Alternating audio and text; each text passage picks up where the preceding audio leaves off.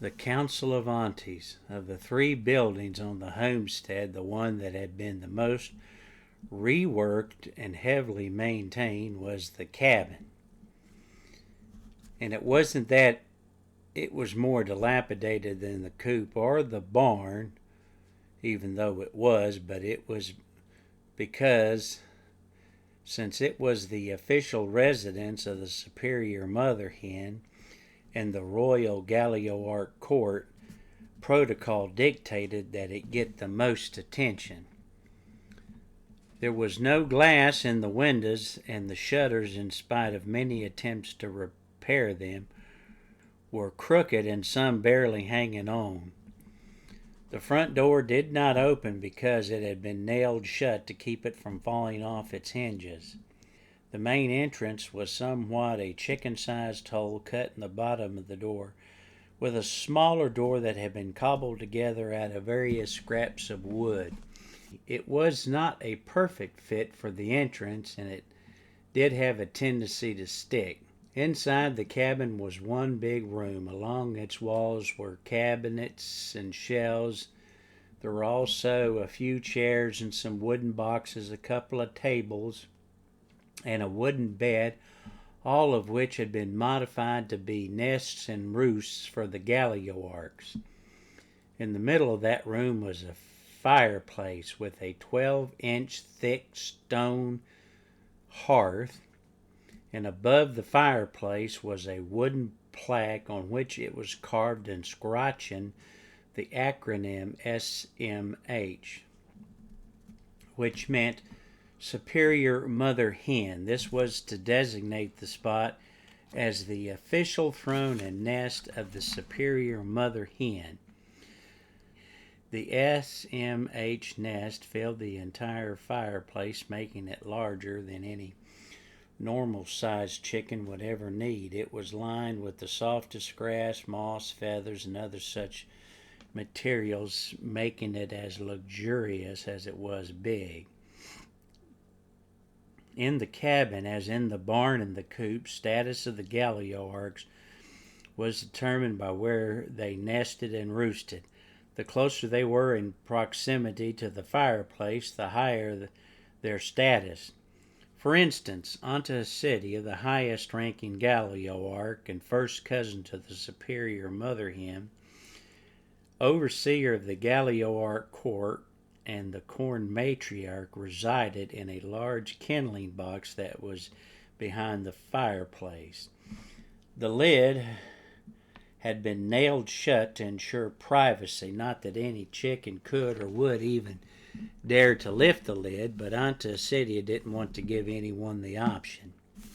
An entrance had been cut in the side and was framed with split pieces of wood with the rounded bark side out. Above the entrance was the skull of a large creature, at least large by chicken standards.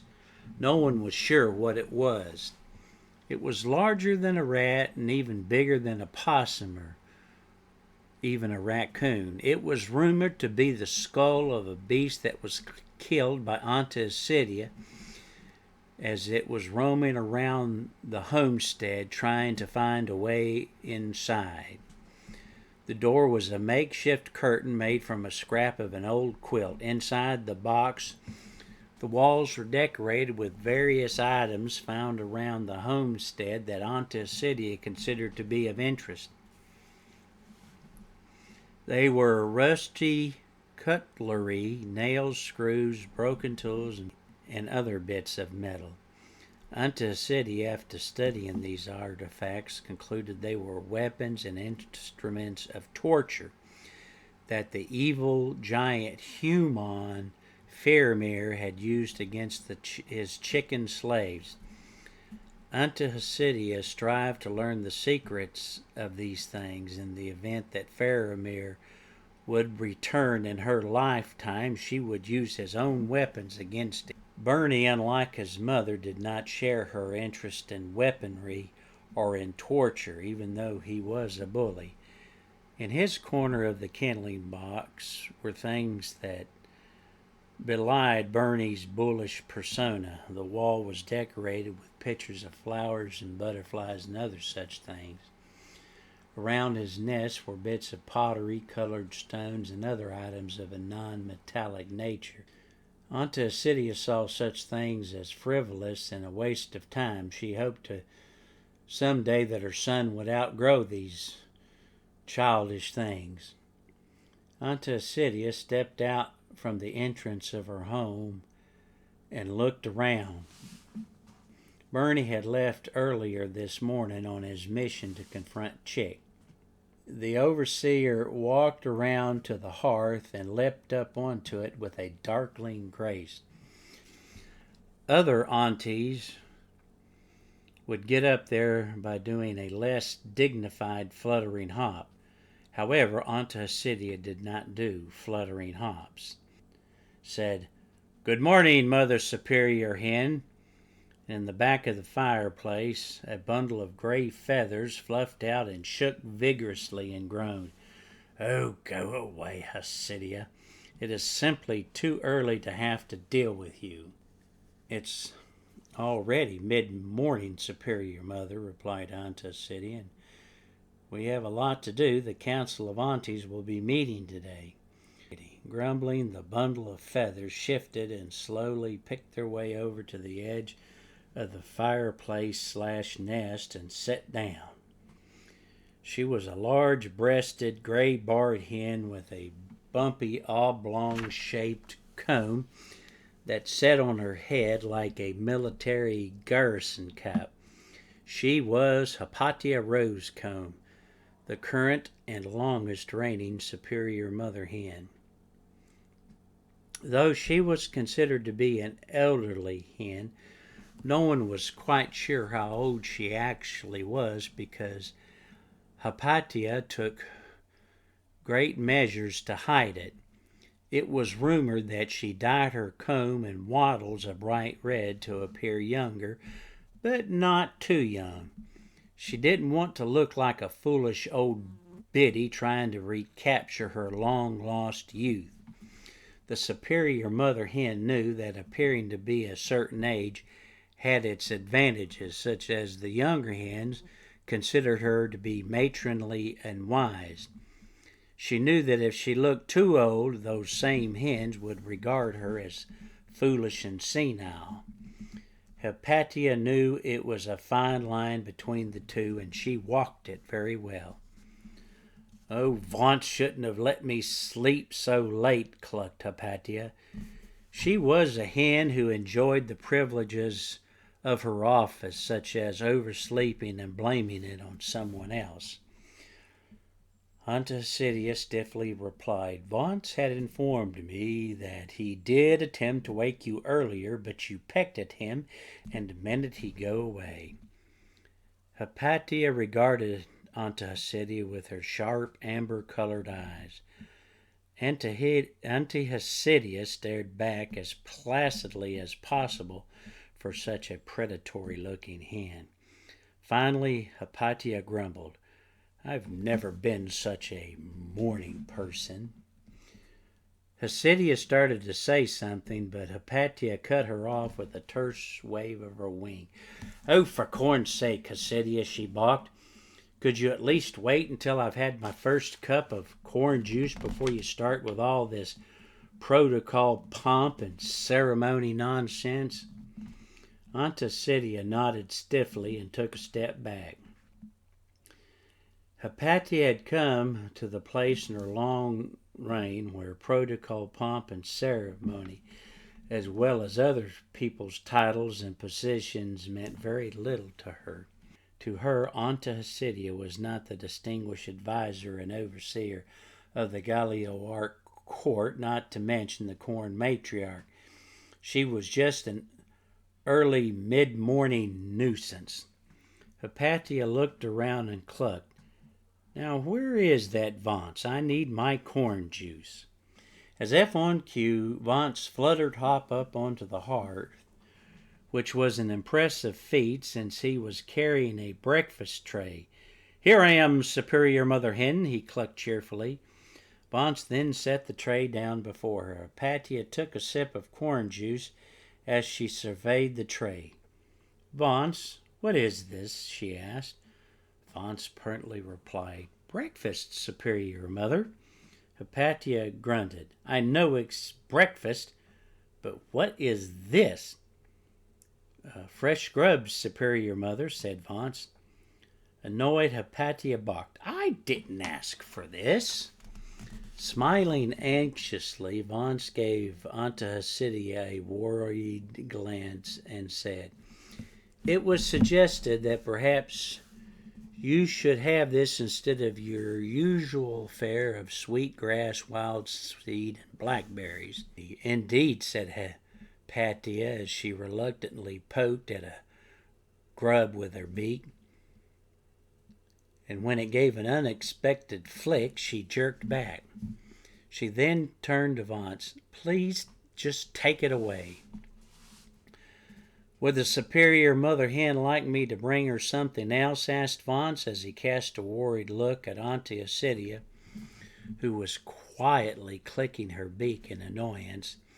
Hypatia shook her head and said, "No, no, thank you, Vance. I've seemed to lost my appetite. But leave the corn juice." Vance looked and bowed as he took the tray away. "Grubs are the traditional breakfast for our kind," said Aunty Hysidia.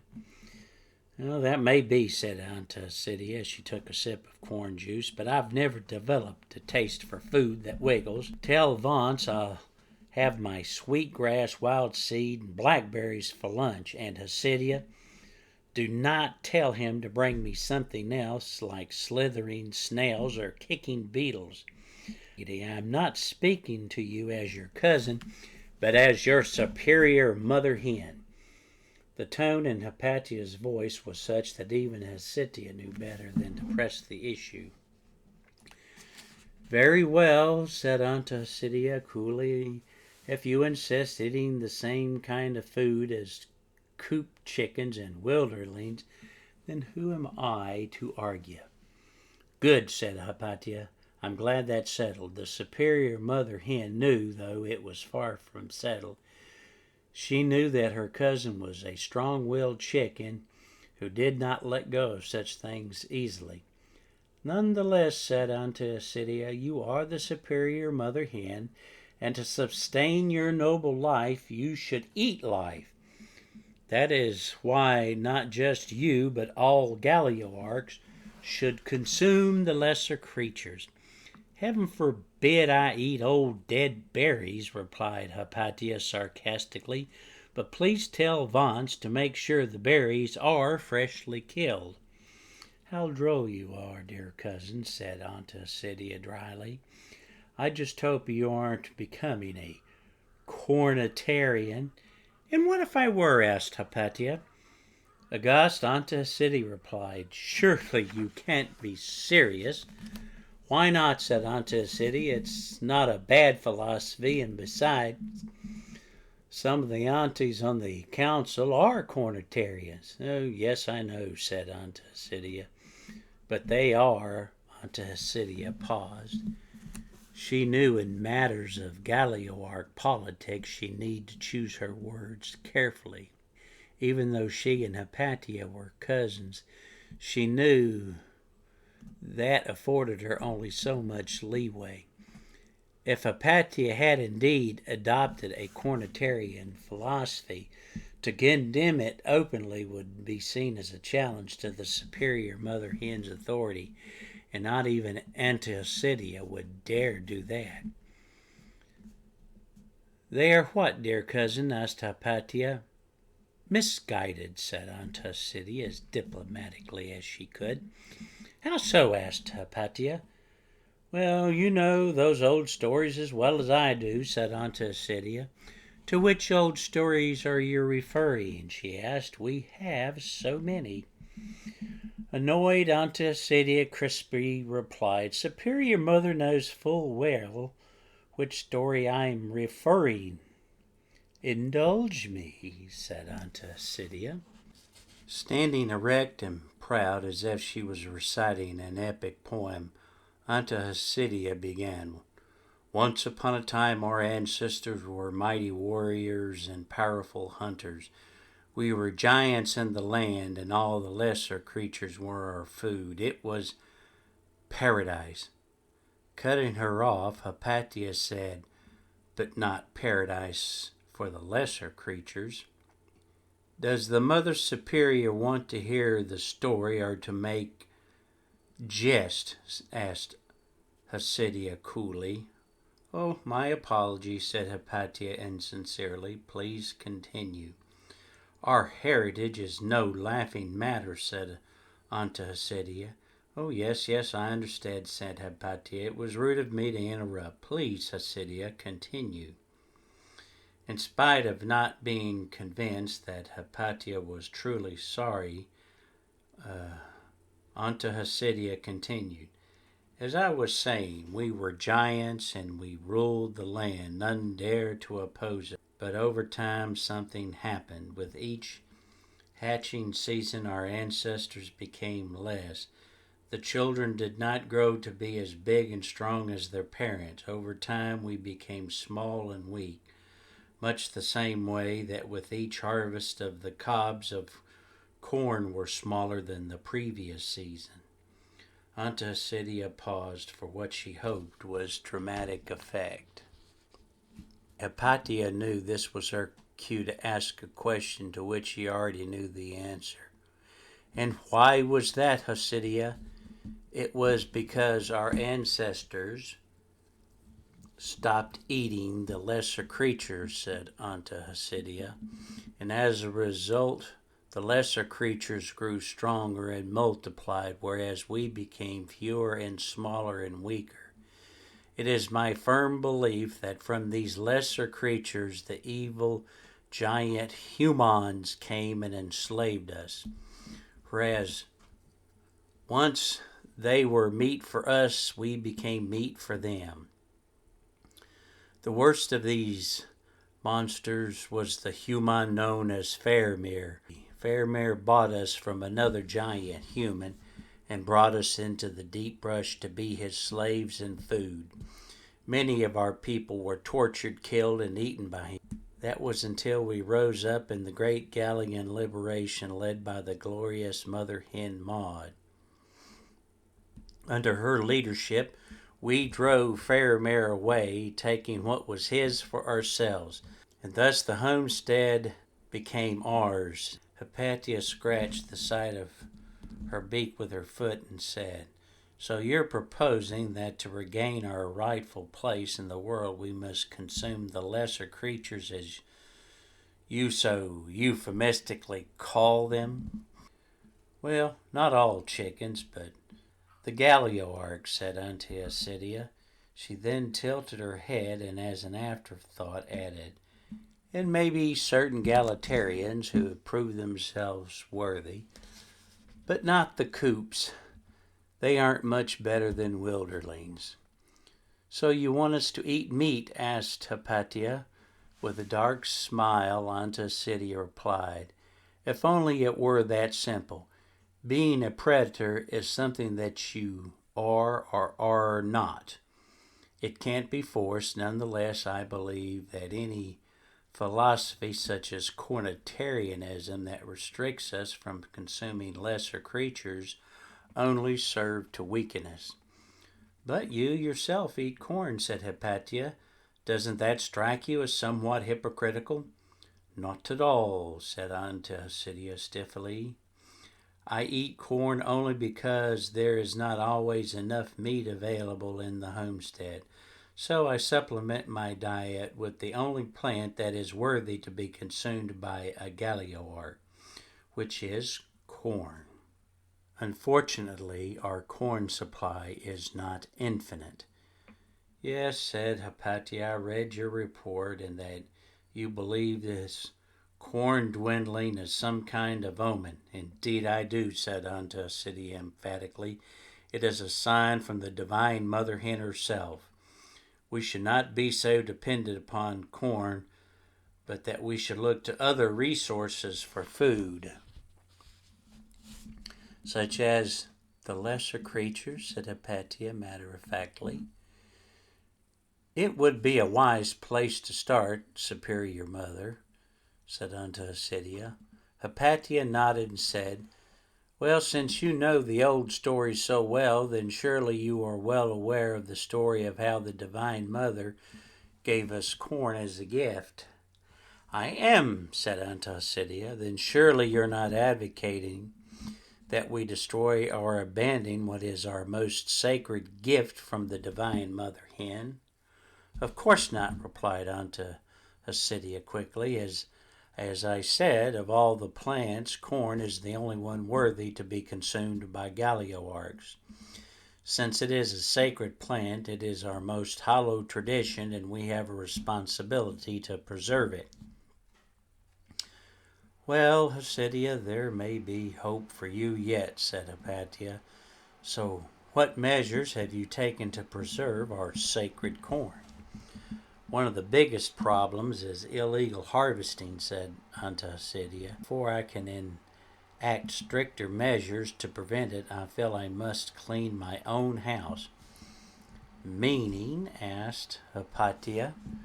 Meaning, said Aunty Hysidia, as corn matriarch, I have begun to take measures to end illegal harvesting from those who work in the corn as guards and cultivators. As investigation has revealed, one of our roosters, Walter Pinfeathers of the Pinfeather brood, has been illegally harvesting corn and giving it to the field mice. I intend to make an example of him. Do we know for certain it was illegally harvested corn and not corn he was allowed to glean from the ground? Asked Hypatia. He will have a chance to defend himself before the Council of Aunties, said Aunty Hysidia coolly. Also, there are some concerns with his broods which will be addressed before the council. Oh, very well, said Hypatia wearily. These long talks of ours are so tedious. I don't suppose that since you ruined my breakfast, I have time for a quick snack before the council meeting. Sorry, Superior Mother, I am afraid not, said Aunty Hysidia. I believe the Council of Aunties is attempting to come in now. Aunty Hysidia and Hypatia observed as someone was pushing on the door. We really should ask Vance about having that door fixed, said Hypatia. Before Aunty Hysidia could respond, the door burst open, and 8 prominent hens quickly bustled into the cabin, the last one which quickly slammed the door shut and bolted it, and then leaned against it, panting. Usually the aunties prefer to make a more dignified entrance, but something was obviously going on. Safely inside, the aunties quickly huddled together, barking and squawking and clucking intensely among themselves. Aunty Hysidia raised her head and said, Ladies, is there a problem? The hens all looked at her briefly and then quickly huddled back together, barking, squawking, and clucking among themselves even more intensely. Annoyed, Aunty Hysidia balked, Ladies, what is your problem? Instinctively, all the hens froze, thinking for a brief moment that an angry raptor was swooping down on them. They soon realized it was something much worse. It was Aunty Hysidia. Finally, a hapless white hen was suddenly pushed forward from the group and volunteered, against her will, of course, to be the spokeshen. She was Aunty Hysidia Highcomb, and she anxiously waddled up to the hearth with the other aunties trailing us at a safe distance. Clucking nervously, she said, There's a mob outside, and it looks as if every chicken in the homestead is out there. We could hardly get to the door. Well, did they say what they want? Asked Aunty Hysidia. They want to come in and observe the meeting, said Aunty Hysidia. Well, they can't do that, balked Aunty Thalia Goodcorn, who was a red speckled hen. Surely not, squawked Aunty Glinda Greyclaw, a small barred hen. The aunties and Hypatia all looked at Aunty Hysidia to see how she would handle this. Aunty Hysidia immediately replied, "No, a crowd that large would only be disruptive." Excuse me, Aunty Hysidia, asked Aunty Melita Fairwaddle, who was a red splash hen, "but some of the people out there are Gallioarks and live in the cabin. Shouldn't they be allowed to come in?" Aunty Melita replied, "No, we all only left this morning to browse and have our dust bath."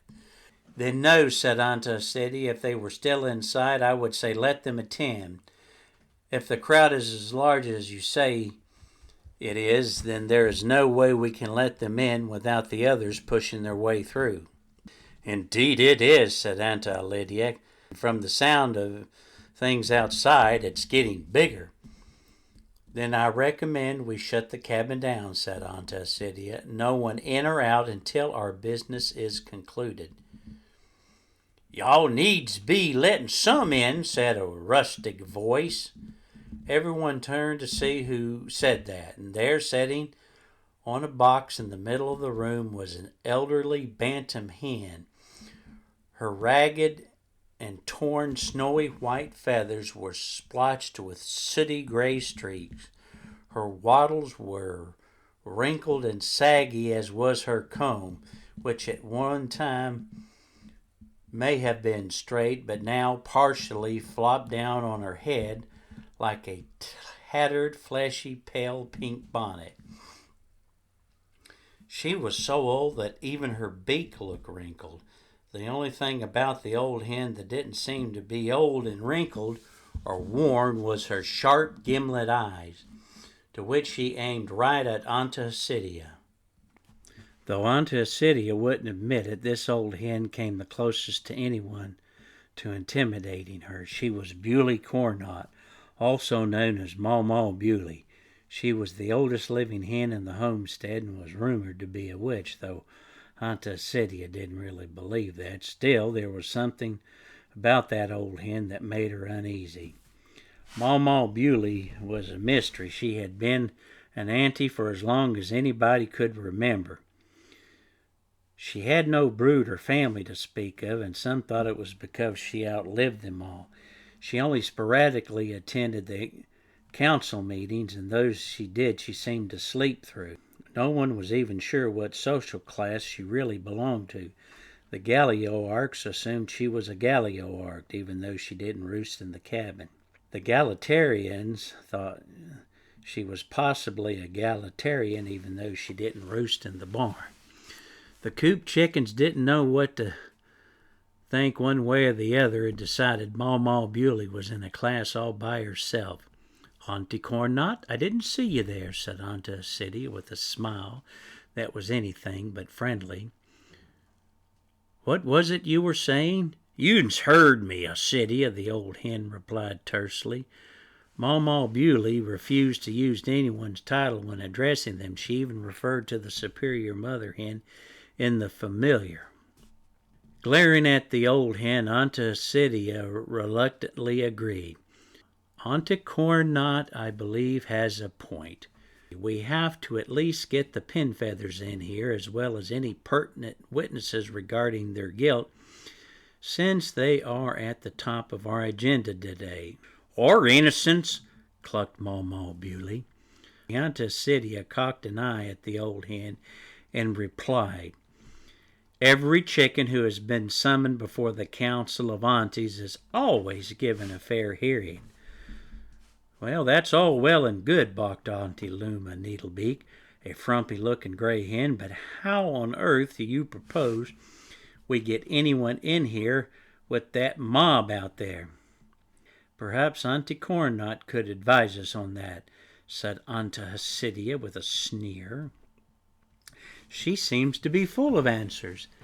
The old hen thoughtfully clicked her beak for a bit, and then said, "Well, for starters, I reckon somebody needs to be a-goin' and fetch them pin feathers."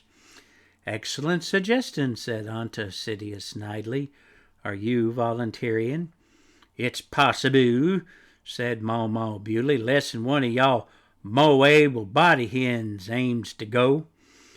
The old hen looked at the aunties, but they didn't look back. Instead, they anxiously shuffled among themselves while staring hard at their feet. Aunty Hysidia, refusing to be shamed or appear to be intimidated, simply stared back and stood as still as a statue. Finally, the old hen hopped down from her box and clucked, "Well, 'tis on me, I reckon." She then shook her head and muttered, "Bunch of old tittering old biddies, about as worthless as a clutch of rooster eggs." As she turned to leave, Vance, who had been standing by the hearth unnoticed, clucked up and said, "Excuse me, Auntie Cornnot, but rooster eggs aside, I shall go and get the pin feathers and anyone else who needs to be in here." Maw Bewley smiled at Vance and said, "Well, I tis be a berry amidst the briars, but I always say never send a rooster to do a hen's job." To which Vance replied, "Sometimes the best hen for a job is a rooster." Maw Bewley chuckle-clucked, "Y'all tain't much of a roo."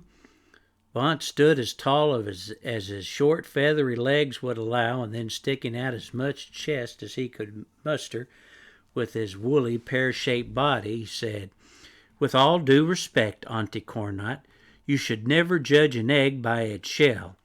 As the official scratcher of the Gallio-Arc Court, it is my job, nay, 'tis my duty, to make sure those summoned to appear before the Council of Aunties are here at the appointed time." Maw Bewley stood there eyeing the resolute little rooster until finally she turned to the aunties and said, "This wee shaggy old rule, 'tis twice the hen of any of y'all, and that includes you, Hysidia." Taken aback, Aunty Hysidia responded by standing even more rigid than she already was. Maw Bewley then turned to Vance. "Well, what you waiting for? Gone, fetch them pin feathers, and anybody else." "Yes, ma'am," said Vance as he cocked his wing in a sharp salute. He then turned and headed towards the back of the cabin. Aunty Phinia Puddlenoob, a ragged blue-laced hen, balked. "Well, where's he going? The front door is that way." Maw Bewley balked. "Just ye ner mind. That boy is way smarter than any of y'all looks." "Don't you mean he's smarter than he looks?" asked Aunty Denoria Blue Wing, a hefty blue-barred hen. "No," clucked Maw Bewley sharply. Vance went to the back of the cabin, where there was an old battered walnut dresser in the corner that nobody ever actually really paid attention to. It was big and had large drawers, at least large by chicken standards. As tall as it was, it sat on legs so short that not even the littlest chick could peer under it. Vance grabbed the brass drawer pull on the bottom drawer and yanked it open. He then hopped inside and closed the drawer behind him. Meanwhile, the other aunties were balking amongst themselves. "Do you think he'll be long?" asked Aunty Shelia Longcomb, a brown partridge hen. "I have an appointment to get my feathers done." "It'll take as long as it takes," said Maw Bewley. "So how's about y'all just sit on your tail feathers and gets comfy?" The other aunties responded by doing what Maw Bewley said, but not without a great deal of indignant clucking and fussing among themselves. In a rare moment, Aunty Hysidia found herself agreeing with Maw Bewley. There was no need to rush. It was best to let these things unfold. She knew that old hen was up to something, and whatever it was, she would just have to wait and see what it was, like everyone else. She stood there on the hearth, scrutinizing everyone with her stony raptor gaze.